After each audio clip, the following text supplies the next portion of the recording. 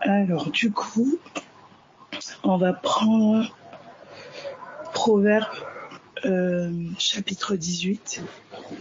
Proverbe 18. Proverbe 18. Proverbe 18, à partir du verset 20. Il dit, c'est du fruit de sa bouche que l'homme rassasie son corps. C'est du produit de ses lèvres qu'il se rassasie. On nous dit ici, c'est du fruit de sa bouche que l'homme rassasie son corps.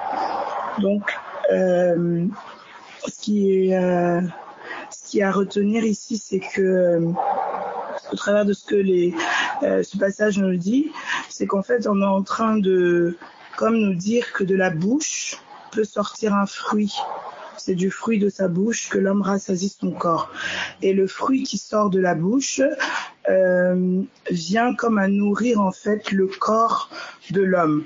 Donc l'homme a un corps, et l'homme a une bouche, et de sa bouche sort un fruit, et ce fruit rassasie son corps. Alors, du coup, on nous dit, c'est du fruit de sa bouche que l'homme rassasie son corps, c'est du fruit de ses lèvres qui se rassasie. Donc, je disais qu'on nous parle d'un homme ici qui a un corps, qui a une bouche. C'est du fruit de sa bouche que l'homme rassasie son corps. C'est du produit de ses lèvres qui se rassasie. Et donc, je disais que là, on nous parle d'un homme. Cet homme a un corps, cet homme a une bouche, et on nous dit que de sa bouche sort un fruit. Ce fruit-là rassasie son corps. Et on nous dit en d'autres termes que c'est du produit de ses lèvres. Donc quand on dit fruit de sa bouche, fruit de la bouche, c'est en d'autres termes produit des lèvres. Donc ce que ces lèvres produisent sont un fruit qui nourrit en fait, qui rassasie tout son corps. Est-ce que ça va pour tout le monde? Vous m'entendez toujours bien? Ok.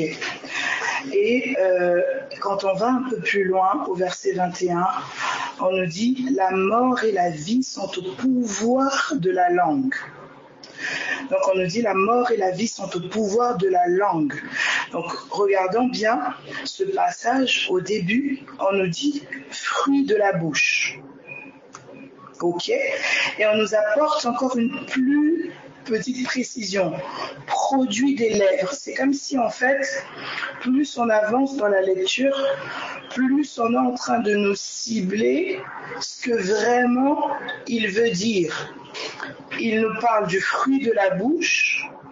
Bon, peut-être que si on s'arrête seulement à la bouche, on peut dire que le fruit de la bouche, ça peut être, je sais pas, les dents, ça peut être la langue, ça peut être la salive, ça peut être plein d'autres choses, je sais pas, un rot, un son, peu importe. Mais plus on avance, il parle maintenant du produit des lèvres. Et là, il précise lèvres. Il dit ça rassasie. Et au verset 21, il va dire la mort et la vie sont au pouvoir. Au pouvoir de quoi? Là, il ne dit pas au pouvoir de la bouche. Il ne dit pas au pouvoir de la bouche. Il ne dit pas au pouvoir des lèvres. Il précise au pouvoir de la langue. Et ensuite, il dit quiconque l'aime en mangera les fruits. Donc, quiconque l'aime en mangera les fruits. Vous voyez? Donc, en fait, au départ, il nous dit, c'est du fruit de sa bouche que l'homme rassasie son corps. Et ensuite, au verset 21, il nous dit, la mort et la vie sont au pouvoir de la langue. Quiconque l'aime en mangera les fruits. Donc, c'est comme si, en fait, le fruit de la bouche dont il nous parle au départ, c'est en réalité le fruit de la langue. Je ne sais pas si on voit. Donc c'est comme si ici, il nous donne une précision en fait. La langue produit un fruit qui rassasie le corps. Est-ce que c'est bon pour tout le monde? Et ensuite, au verset 22, vous m'entendez bien? Ok. Au verset 22, là on bascule complètement. Celui qui trouve une femme trouve le bonheur. Et donc en fait, quand je regarde à partir du verset 20 jusqu'au verset 22, c'est comme s'il dit pratiquement la même chose, donc c'est comme s'il nous apporte un peu plus de précision. Mais quand on arrive au verset 22, pardon, jusqu'au verset 21, quand on arrive au verset 22, j'ai l'impression qu'il fait un shift complet. Il vient parler de quelqu'un qui trouve une femme et il dit, celui qui trouve une femme trouve le bonheur, c'est une grâce qu'il obtient de l'Éternel. C'est comme si là, en fait, la personne qui est en train d'écrire là, qui a écrit, qui nous parle, dit complètement autre chose, en fait, par rapport à ce qu'il était en train de dire au départ. Mais je pense vraiment que le Saint-Esprit qui a inspiré cette personne ne l'a pas dit en vain. Il savait où il voulait aller. Et donc, on va prendre Éphésiens chapitre 5. Éphésiens chapitre 5. C'est Éphésiens 5 à partir du verset...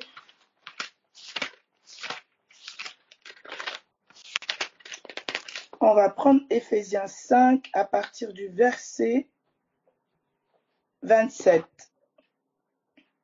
Non, on va prendre même à partir du verset 22. Éphésiens 5, verset 22. Il dit, femmes, soyez soumises à vos maris, comme au Seigneur. Donc, déjà, je fais juste un petit retour dans Proverbe 18. La chose qu'on doit retenir, c'est fruit de la bouche, produit des lèvres, vie, mort, langue. Et ensuite, ce qu'on doit retenir, c'est corps. Et autre chose qu'on doit retenir, c'est le verset 22. Il dit, celui qui trouve une femme trouve le bonheur. C'est une grâce qu'il obtient de l'Éternel. Donc, on doit retenir aussi femme. Là, on voit qu'on nous parle d'une femme, on nous parle d'un corps, on nous parle du fruit de la bouche, du fruit des lèvres, de la langue, d'où la mort et la vie a le pouvoir. Éphésiens chapitre 5 au verset 22. Ici, on nous parle aussi des femmes. On nous dit, femmes, soyez soumises à vos maris comme au Seigneur. Car le mari est le chef de la femme comme Christ est le chef de l'Église. Donc, direct ici, Paul, il nous fait faire un parallèle entre ce qu'il est en train d'enseigner aux femmes et Christ et son épouse. Donc, en fait, dans ce que Paul est en train de déployer ici, on a comme deux plans. On a le plan d'une femme envers son mari terrestrement, humainement. Là, c'était les femmes qui habitaient en Éphèse et leur époux. Mais à côté de ça, il est en train de nous faire le parallèle entre leur vie et ce qu'il y a entre Christ et son épouse. Il dit, tout comme Christ est le chef de l'Église, vos maris sont aussi vos chefs. Femmes, soyez soumises à vos maris comme au Seigneur. Donc, il dit comme au Seigneur. C'est comme si la soumission de la femme envers son époux terrestrement devrait être le reflet de ce qui se passe avec le Maître, avec Jésus. Donc en fait, on a là deux plans, on a là deux dimensions. Une dimension de la relation entre la femme et le Seigneur et une dimension de la relation entre la femme avec son mari humainement, terrestrement. Et c'est comme si, même pas comme si, c'est que Paul est en train de dire que la relation qu'elle doit avoir envers son mari doit être le reflet de la réalité qu'elle vit avec le Seigneur. Et là, déjà, c'est interpellant parce que on n'a pas toujours conscience que les choses qu'on vit en bas sont le reflet, en fait, doivent être le reflet d'une réalité, en fait, d'en haut. La réalité ici d'en haut, c'est que il y a des femmes qui sont mariées, et donc Paul est en train d'actualiser leur vie, ce qu'elles sont en train de vivre là, par rapport au Seigneur. Et donc pour celles qui ne sont pas mariées, Paul aussi, le Saint-Esprit, peut actualiser en fait ce que tu vis en bas avec ce qui se passe avec le Seigneur. Donc en fait ici, le but, c'est pas seulement de regarder la pensée de la femme mariée, c'est pas ça le point. Le point, c'est ce qu'elle vit en bas, calqué avec ce qu'elle vit avec Jésus. Donc tu peux ne pas être marié en bas, mais tu vis des choses que le Saint-Esprit va venir comme t'actualiser avec ta relation avec Jésus-Christ. Donc ici, je ne suis pas en train, premièrement, de parler de mariage, mais je suis en train de mettre en évidence, en fait, que tu peux vivre des choses en bas, mais ces choses sont censées être le reflet de ce que tu vis avec Dieu en haut, dans ton cœur.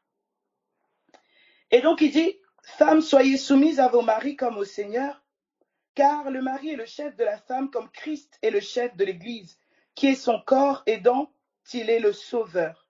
Donc, ici, on nous définit l'Église comme le corps de Christ.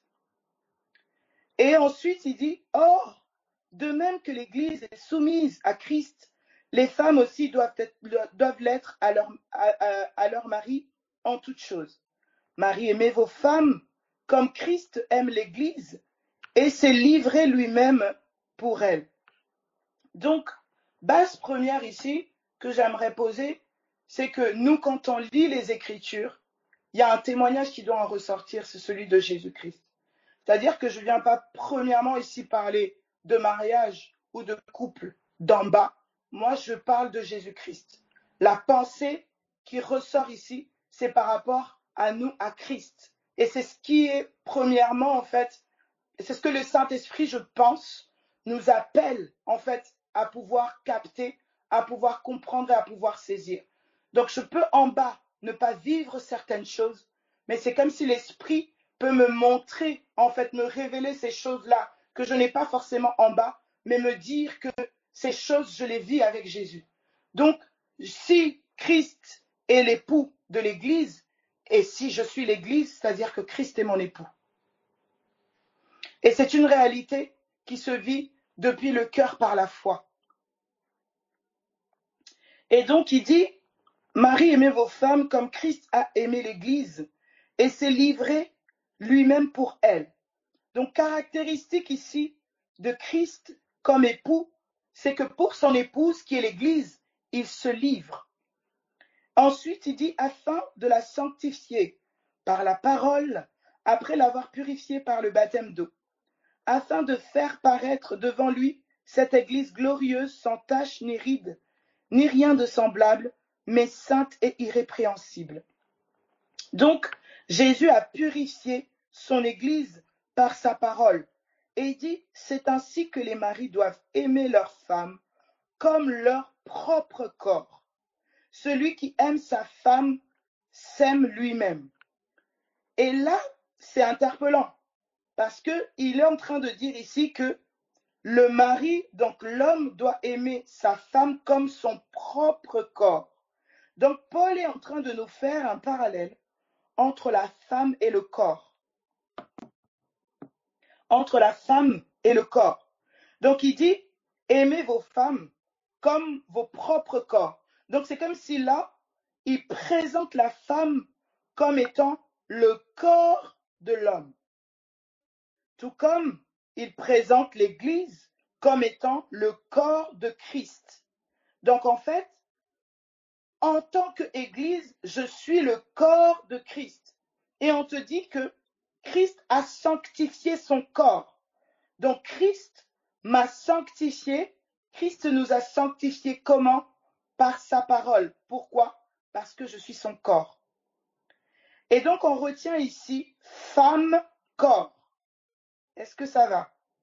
Femme, corps. Ça va pour tout le monde? Vous m'entendez toujours bien? Donc femme, corps. Donc là, on nous révèle que sur un plan, lorsqu'on parle d'une femme, on parle aussi du corps de quelqu'un. Et donc quand on parle de la femme de Christ, de l'épouse de Christ, on parle du corps de Christ.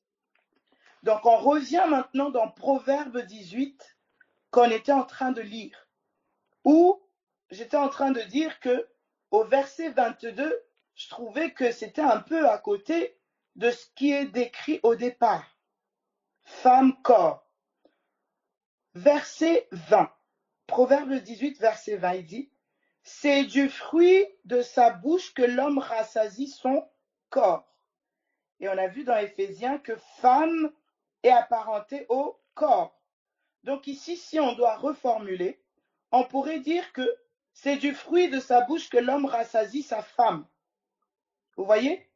Et on aura le témoignage que Christ a sanctifié son corps.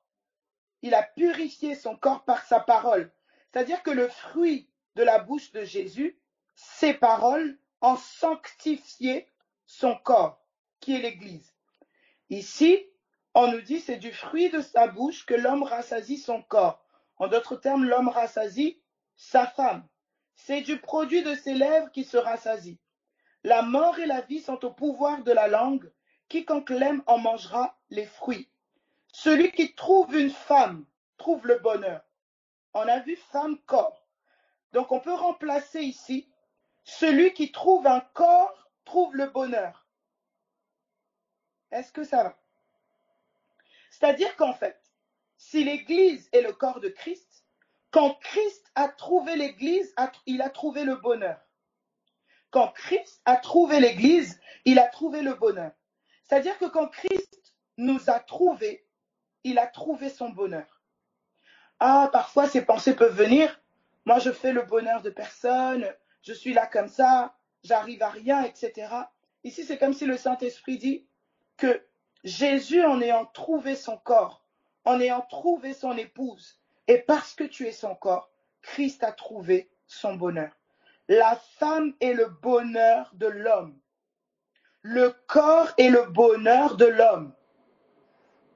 Donc on a vu femme, corps. 1 Corinthiens, je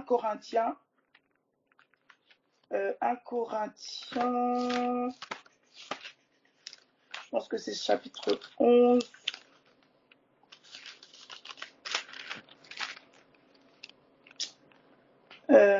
Il parle de la séduction de la femme.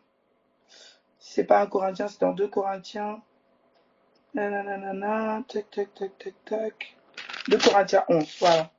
C'est ça. 2 Corinthiens 11. Merci. Donc 2 Corinthiens 11, à partir du verset 1. Oh, si vous pouvez supporter de ma part un peu de folie, mais vous me supportez, car je suis jaloux de vous d'une jalousie de Dieu, parce que je vous ai fiancé à un seul époux. Paul est en train de parler aux Corinthiens. Il dit, je vous ai fiancé à un seul époux. C'est-à-dire que là, Paul considère que les Corinthiens sont l'épouse de l'époux à qui il les a fiancés. Il dit pour vous présenter à Christ comme une vierge pure. Donc qui est cette épouse? C'est Christ. Donc Paul considère que les Corinthiens étaient l'épouse de Jésus, de Christ. Et donc il dit, je vous ai fiancé à un seul époux pour vous présenter à Christ comme une vierge pure. Toutefois, de même que le serpent séduisit Ève par sa ruse, je crains que vos pensées ne se corrompent et ne se détournent de la simplicité à l'égard de Christ. Car si quelqu'un vient vous présenter un autre Jésus que celui que nous vous avons prêché, ou si vous recevez un autre esprit qui est celui que vous avez reçu, ou un autre évangile que celui que vous avez embrassé, vous le supportez fort bien. Donc là, ce qui m'interpelle là, c'est que quand Paul est en train de parler, il parle aux Corinthiens en disant « Je vous ai fiancés ». C'est-à-dire que Paul, il considère les Corinthiens comme une épouse, comme une femme. Mais il vient maintenant apporter quelque chose, une précision au verset 3, il dit « Toutefois de même que le serpent séduisit qui? Ève. Ève qui était la femme d'Adam et qui est devenue la mère de tous les vivants dans Genèse. Donc là, il dit, de même que le serpent a séduit Ève par sa ruse, je crains que quoi? Que vos pensées. C'est-à-dire qu'ici, Paul est en train de comparer les Corinthiens à une femme, mais en même temps, il est en train de les comparer à Ève, mais en même temps, il est en train de souligner quoi? Les pensées. C'est comme si en fait, ici, Paul est en train de nous dire qu'il fait le parallèle entre Ève et les pensées. C'est comme si Paul il nous apporte encore une autre lumière en nous disant que lorsqu'on touche en fait à la femme, on touche aux pensées. Donc, on reprend, on a vu femme, corps. C'est du fruit de sa bouche que l'homme rassasie son corps. C'est du produit de ses lèvres qui se rassasie. On a vu plus loin, celui qui trouve une femme trouve le bonheur. On est parti dans Éphésiens 5, verset 28, où il nous parle de Christ qui a purifié son corps, où il exhorte aussi aux hommes à aimer leur femme comme Christ a aimé l'Église, mais aussi comme si c'était leur propre corps. Donc on a vu que là, on était en train de faire un parallèle entre la femme et le corps.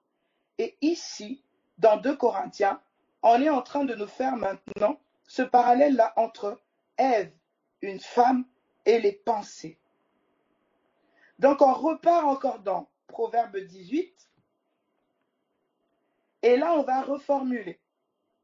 Qu'est-ce qu'on est en train de voir? On nous dit, c'est du fruit de sa bouche que l'homme rassasie son corps.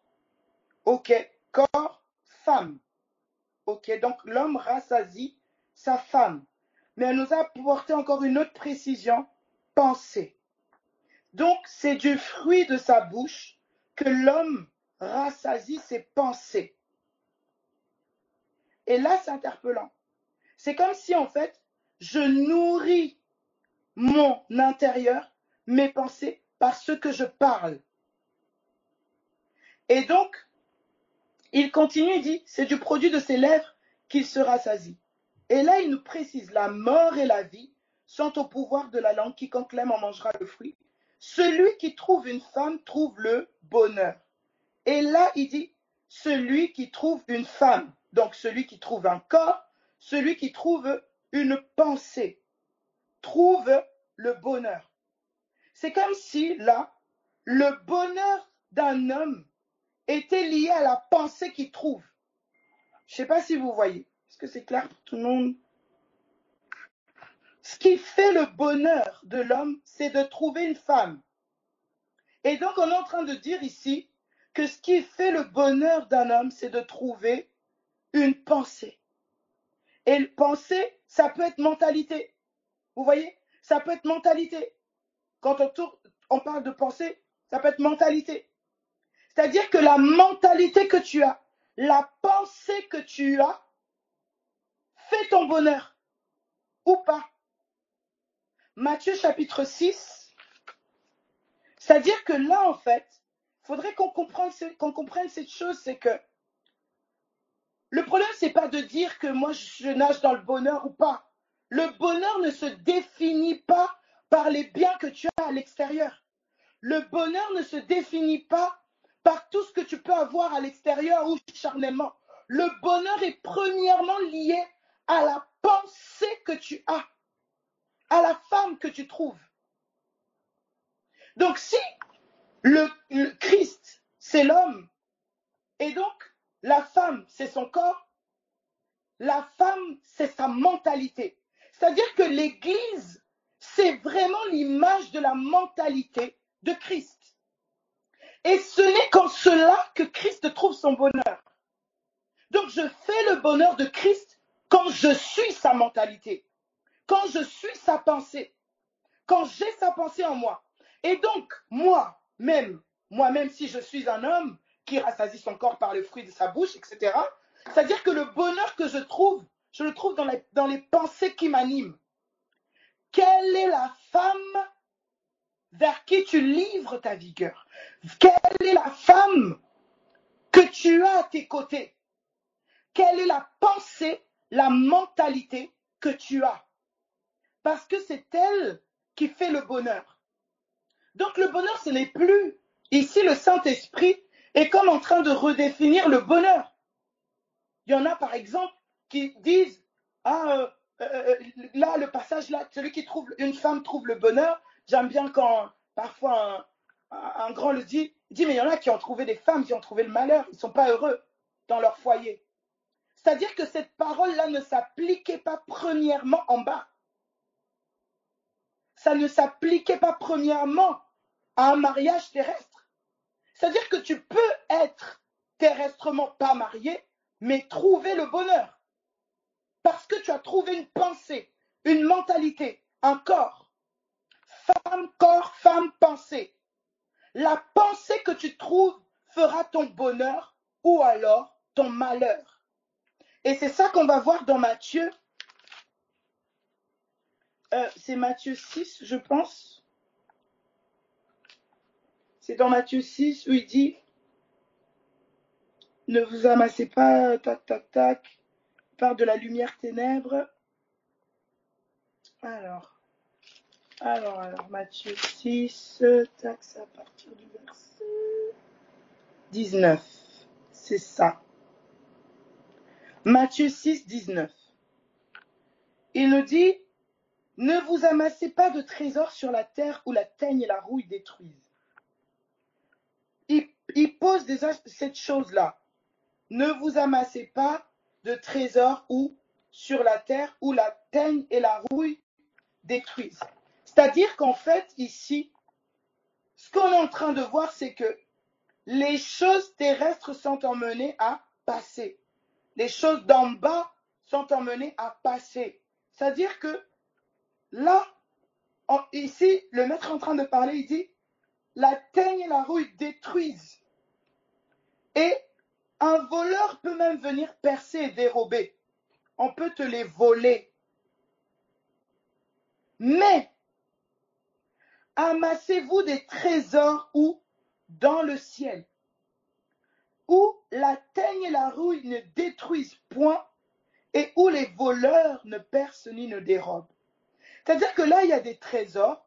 Jésus ici, il est en train d'enseigner à ces gens qu'il y a des trésors en fait qu'on ne peut pas te voler. Mais ce n'est que des trésors qui viennent d'où? Du ciel. Et il continue, il dit, car là où est ton trésor, là aussi sera quoi? Ton cœur. C'est-à-dire que quand il touche au trésor, il est en train de parler des choses qui sont où? Dans le cœur. Donc, quand il dit trésor sur la terre, c'est aussi un cœur.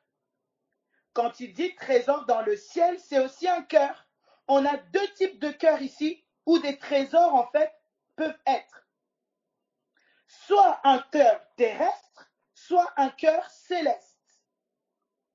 Et il dit, maintenant que les trésors où les cœurs terrestres sont, mais ça passe, ça peut être détruit.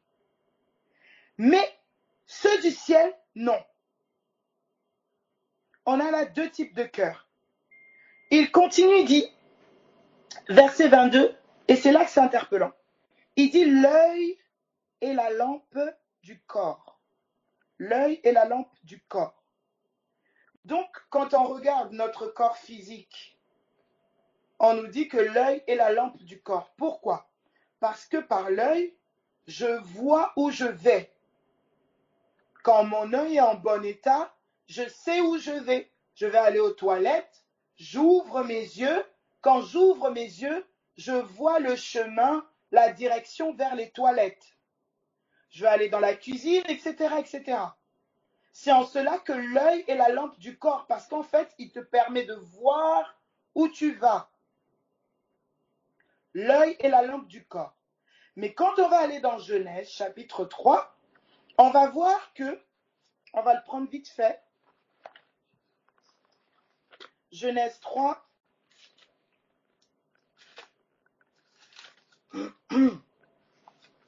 Genèse chapitre 3,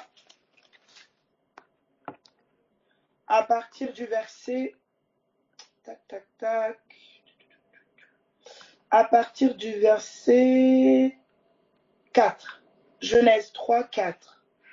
Genèse 3, 4, il dit, alors le serpent dit à la femme, le serpent dit à la femme, maintenant quand on entend femme, ça résonne un peu dans nos oreilles, femme, corps, pensée. C'est-à-dire que là, on est comme dans une discussion dans les pensées. Le serpent dit à la femme, le serpent parle aux pensées. Il dit, vous ne mourrez point.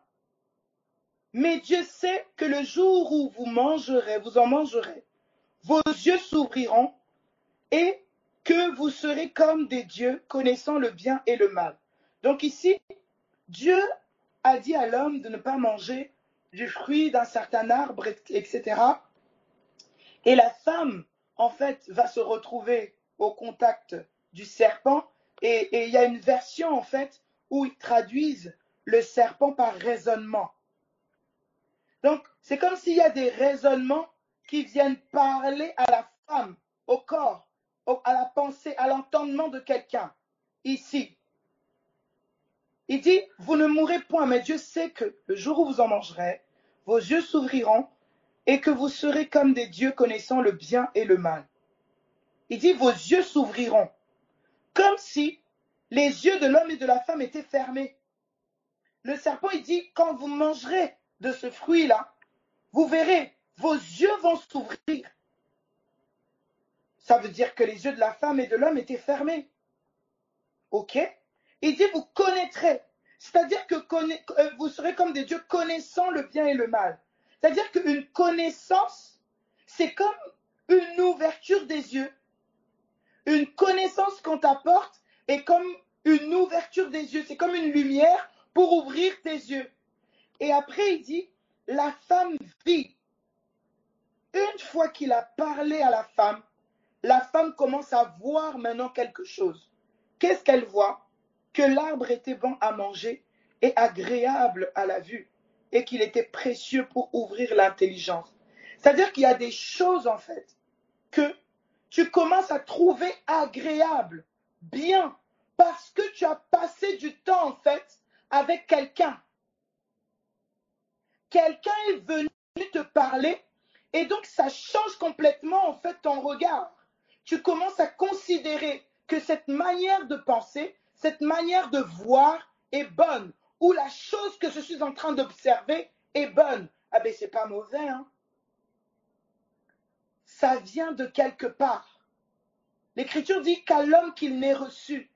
C'est-à-dire que rien de ce que l'homme ne peut produire ne vient que de lui-même comme ça de ses cheveux. Non, ça vient de quelque part. Ici, on nous montre que cette femme n'a pas pu commencer à trouver que l'arbre était bon à manger par elle-même.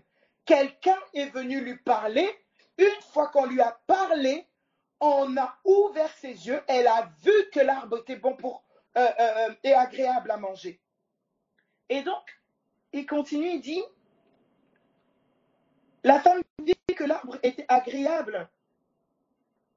La femme vit que l'arbre était agréable et tout, précieux pour ouvrir l'intelligence.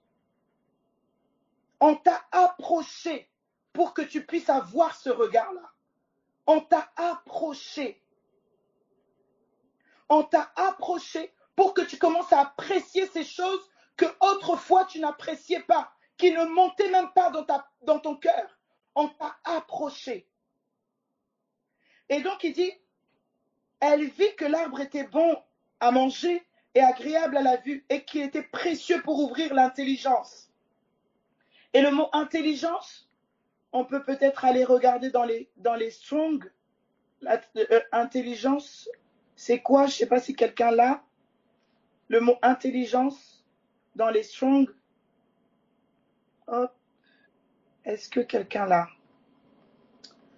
Je vais le prendre pour ouvrir l'intelligence. Intelligence. Intelligence, on dit généralement traduit par pour ouvrir l'intelligence avec intention afin de réussir ce qu'il comprend, réussir, avoir succès, avoir d'intelligence, intelligence, une grande intelligence, entendre, rendre sage, abandonner maintenant, s'intéresser, prendre. Il y a un autre à côté. Alors, intelligence, tac, hop, être prudent, sagement, comprendre, prospérer, circonspect.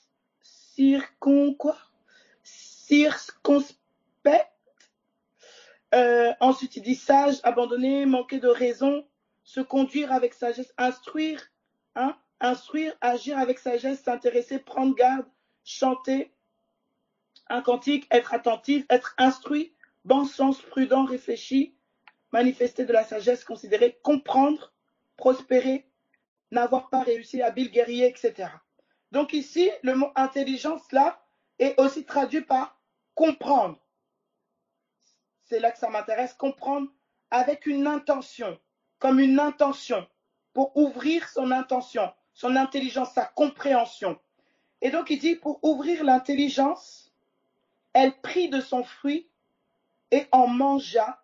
Elle en donna aussi à son mari qui était auprès d'elle, et il en mangea. Les yeux de l'un et de l'autre s'ouvrirent. Vous voyez? Donc, on lui dit que les yeux vont s'ouvrir, et on dit précieux pour ouvrir quoi? L'intelligence. Donc ici, on voit que quand on touche aux yeux, on touche à l'intelligence, à la compréhension. C'est-à-dire qu'il y a une faculté de compréhension de la femme qui s'est comme ouverte. Quand elle a écouté, elle a mangé de ce fruit. Et on dit les yeux de l'un et de l'autre s'ouvrir. Et on va aller voir yeux dans les Strong. Alors, hop. Ouvrir l'intelligence, présent, les yeux de l'un et de l'autre s'ouvrir, yeux, œil, etc.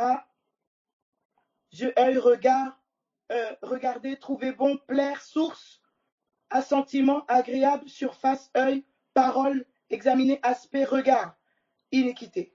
Donc on voit ici que sa vue, son regard a fait quoi? A changé. Il dit les yeux de l'un et de l'autre s'ouvrir. Et qu'est-ce qui se passe? C'est que ils connurent qu'ils étaient quoi? Qu'ils étaient nus. Les yeux de la femme et de l'homme se sont ouverts. Et qu'est-ce qui s'est passé? Ils ont connu qu'ils étaient nus. C'est comme si en fait, les yeux se sont ouverts sur leur état. Si les yeux se sont ouverts sur leur état, ça veut dire qu'au départ, quand elle n'avait pas écouté le serpent, elle n'avait pas les yeux sur son état. Donc ses yeux étaient fermés. Donc on a là en fait des yeux qui étaient ouverts sur quelque chose d'autre et fermés sur son état.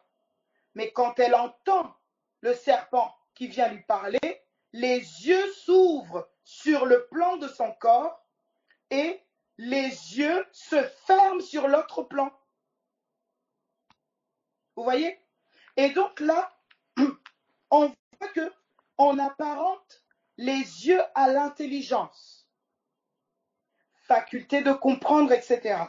On repart dans Matthieu 6, où il nous dit, on était donc au verset 22, il dit, l'œil est la lampe du corps. Et on a vu que dans Genèse, il apparente yeux à intelligence. Donc là, c'est comme si on est en train de te dire que l'intelligence, la faculté de comprendre là, c'est quoi? C'est une lampe. si ton œil est en bon état, il dit, si ton œil est en bon état, qu'est-ce qui se passe?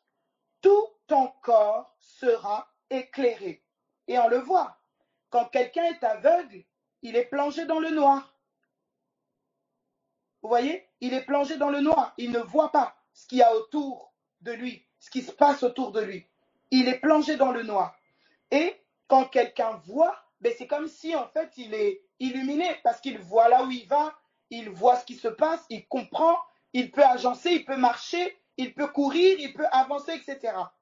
Mais quand quelqu'un est aveugle, il ne voit pas le chemin. Même quand il y a un chemin tracé devant toi, tu ne le verras pas parce que tu es aveugle. Maintenant, ici, on est en train de nous dire on nous dit que l'œil est une lampe.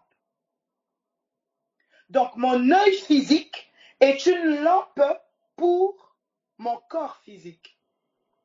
Or, quand on regarde, on repart dans 1 Thessaloniciens 5, 23, on ne va pas le prendre, mais je pense que tout le monde le connaît, ce passage, où il nous définit l'être, l'esprit, l'âme et le corps. Ça va pour tout le monde connaît ce passage. Oui, il faudrait qu'on le prenne. 1 Thessaloniciens 5, 23. Que le Dieu de paix vous sanctifie tout entier, l'esprit, l'âme et le corps. Vous voyez? Donc, quand on touche maintenant à mon corps extérieur, le corps extérieur, en fait, est l'enveloppe de l'être intérieur, c'est-à-dire l'âme et l'esprit. Est-ce que ça va pour tout le monde? Est-ce que tout le monde est au clair avec ça? Parce que moi, je suis en train de le dire comme ça, mais c'est bon pour vous? Ok. Donc, mon corps extérieur est l'enveloppe, d'accord, de ce qu'il y a au-dedans de moi, c'est-à-dire l'âme et l'esprit. On va nous parler, par exemple, de l'homme du cœur. Quand on prend, par exemple, un Pierre 3, on te parle de l'homme caché du cœur, d'accord? Donc, l'homme du dedans, âme, esprit. Donc, mon corps physique est l'enveloppe de l'homme intérieur. Et l'homme intérieur est composé de l'âme et de l'esprit. Tout comme mon corps physique est l'enveloppe, d'accord, de mon être intérieur, dans mon intérieur, l'homme là aussi a un corps. Et ce corps-là, c'est son âme. L'âme est comme le corps de l'esprit. Vous voyez? On est en fait sur deux plans. Sur le plan extérieur, c'est ma chair naturelle. Sur le plan intérieur, c'est mon âme par rapport à mon esprit. Donc, du coup, on nous dit ici que l'œil est la lampe du corps. Sur le plan extérieur, mon œil physique est la lampe de mon corps physique. Mais s'il y a un homme intérieur, cet homme intérieur-là aussi a un œil qui est sa lampe. Est-ce que ça va? Allô? Bon, très bien. Bon, je considère que ça va. Donc, tout comme mon être extérieur, l'œil physique est sa lampe, parce qu'il permet de voir, à l'intérieur, s'il y a un homme intérieur, d'accord, cet homme intérieur aussi a des yeux. Et les yeux de l'homme intérieur, c'est son intelligence, sa pensée, sa mentalité. Vous voyez? Et donc, quand on est en train de nous dire ici, l'œil est la lampe du corps, on a vu que le corps, tac, femme, tac, pensée, mentalité, etc. On te dit que l'œil est la lampe. On a vu yeux, intelligence, c'est-à-dire que l'intelligence est comme une lampe. Vous voyez? Sauf qu'en fait, cette intelligence-là, quand on voit dans Genèse qui a été ouverte, c'était par rapport à la connaissance qu'on a donnée à la femme et à l'homme. Ça a ouvert leur intelligence, ça a ouvert des yeux. D'accord? Donc, yeux, intelligence, ça a permis qu'ils puissent voir leur état de nudité. Donc, l'intelligence est comme en fait une lampe pour le corps. Et il dit, si ton œil est en bon état, si ton intelligence est en bon état, tout ton corps sera quoi? Éclairé. Et donc, si j'ai un corps au dedans, qu'est-ce qui éclaire le corps du dedans? c'est l'intelligence. Il dit, mais si ton œil est en mauvais état, tout ton corps sera dans les ténèbres. C'est-à-dire que tu peux avoir une intelligence en mauvais état ou une intelligence en bon état. Maintenant, la lumière ou l'état de ton corps est comme lié à l'état de ton œil. Si ton œil est en bon état, ton corps sera éclairé. Si ton œil est en mauvais état, ton corps sera dans les ténèbres. C'est-à-dire que là où sera ton corps dépend de l'œil que tu as, de l'intelligence que tu as. Paul, il va parler, il va dire, vous pouvez vous représenter l'intelligence que j'ai du mystère de Christ. Paul avait une intelligence qui venait de la révélation de Jésus-Christ. C'est comme si la révélation de Jésus-Christ était son intelligence. C'est-à-dire que Paul avait une œil. Un œil, une œil, je ne sais plus. Voilà. Paul voyait. Il avait des yeux. Vous voyez? Paul avait des yeux. Et ces yeux-là, c'était quoi? La révélation de Jésus. Le mystère caché de tout temps. Christ. Christ, c'était les yeux de Paul. C'était son intelligence. C'est-à-dire qu'en fait, l'intelligence qu'il y a au-dedans de moi, c'est ce qui m'éclaire ou me plonge dans les ténèbres. L'état de ton œil t'éclaire ou te plonge dans les ténèbres. Donc je me disais, mais c'est abusé parce que parfois, on voit en fait comment nos âmes parfois peuvent être dans des états. C'est comme si là, l'esprit est en train d'interpeller sur une chose, c'est que comment ton corps intérieur est dépend de l'intelligence que tu as au-dedans de toi. Et donc il dit, ton corps sera sera dans les ténèbres si ton œil est en mauvais état. Si donc la lumière qui est en toi est ténèbre, c'est-à-dire qu'il peut y avoir une lumière en toi, mais qui est ténèbre. Tu peux avoir une intelligence ténébreuse. Tu peux avoir une mentalité ténébreuse. Et cette mentalité-là que tu as, qui est représentée ici comme une lumière, elle t'éclaire sur un plan, mais sur un autre plan, elle te plonge dans les ténèbres. La mentalité que j'ai, la pensée que je nourris, l'intelligence que j'ai peut m'éclairer ou me plonger dans les ténèbres. Tout comme Adam, les yeux se sont ouverts sur leur nudité, ils étaient éclairés sur leur nudité, mais ils n'étaient plus éclairés pour Dieu. C'est pour ça que Dieu va leur dire, si vous mangez ça, vous allez mourir. En fait, vous allez vous éteindre. Il y a des pensées, il y a des connaissances, il y a des mentalités qui te tuent, qui peuvent nous tuer en fait. En fait, il y a des mentalités, des pensées, il y a des intelligences qui nous plongent dans les ténèbres. Et donc ici il dit, si donc ta lumière nana est ténèbres, combien seront grandes ces ténèbres? C'est-à-dire qu'il y a des intelligences qui paraissent lumineuses, mais en réalité qui sont ténébreuses. Elles te plongent dans les ténèbres. Maintenant, la question c'est, depuis quel œil je marche? Depuis quelle intelligence je marche? Qu'est-ce qui éclaire mon corps? Qu'est-ce qui éclaire ma mentalité? C'est quoi qui éclaire mes pensées? Depuis quel plan je suis éclairé? Parce qu'il faut savoir que quand tu es éclairé dans l'un, tes yeux sont fermés dans l'autre. Quand tes yeux sont ouverts dans l'autre, tes yeux sont fermés dans l'un. Depuis où mes yeux sont ouverts? Depuis où se trouve mon intelligence? Qu'est-ce qui éclaire ma mentalité? Qu'est-ce qui éclaire mes pensées? Et donc on revient dans le proverbe, maintenant on te dit, celui qui trouve une femme trouve le bonheur. Celui qui trouve une pensée trouve le bonheur. Mais quelle est la pensée que je trouve pour trouver le bonheur? Quelles sont les pensées qui m'animent pour que je trouve le bonheur? Et c'est fort parce que on va voir que Samson, il va se livrer à une femme. Il va se livrer à une mentalité. Et cette mentalité-là, cette pensée-là, va venir neutraliser sa grâce. Ça veut dire qu'il y a des pensées, quand tu te nourris d'elles, quand tu passes du temps avec elles, elles viennent pour neutraliser ce qui est en toi. Il y a des intelligences, des connaissances. Quand tu passes du temps avec elles, elles te neutralisent. La pensée de Jésus-Christ est l'épouse et la femme qui fait notre bonheur. Christ est notre intelligence. C'est lui qui éclaire. Il arrive, il dit, je suis la lumière.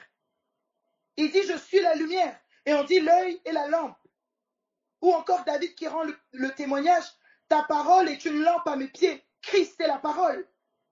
C'est-à-dire que Christ est l'intelligence qui éclaire le corps intérieur. Mon âme a besoin de Christ. Mon âme a besoin de Jésus. En fait, j'ai besoin d'être éclairé. Et donc, quand on voit les vierges, ces vierges folles et sages, il y en a qui ont une lampe allumée parce qu'elles ont la lampe et l'huile. Et il y en a, eh bien en fait, elles se réveillent, elles n'ont pas d'huile. Il n'y a pas de lumière. Et donc, elles ne peuvent pas aller à la rencontre de quelqu'un. Et donc, je vois là, en fait, des femmes qui ont la pensée, l'intelligence de Jésus, qui les éclaire, la pensée de Christ, qui les éclaire pour les emmener encore un peu plus vers lui. Quelle est la lampe que je garde? C'est quoi ton œil intérieur? C'est quoi mon œil intérieur? Je regarde depuis quoi? Depuis quel œil? Est-ce que l'intelligence qui m'anime, la pensée qui m'anime, la mentalité qui m'anime est une mentalité qui m'éclaire ou qui me plonge dans les ténèbres? Jésus dit, pendant que je suis dans le monde, je suis la lumière du monde. Christ est venu en fait au milieu d'Israël comme justement aussi cette pensée, cette mentalité, cette lumière, l'œil d'Israël. Ils ont cloué, ils ont détruit cet œil-là, alors que c'était celui qui devait les conduire pour voir le chemin, qui devait éclairer le chemin. Donc on peut voir même Israël comme un cœur, comme des pensées, où Christ, Dieu a mis Christ. L'œil, Dieu a donné des yeux pour voir. Depuis quel œil je vois?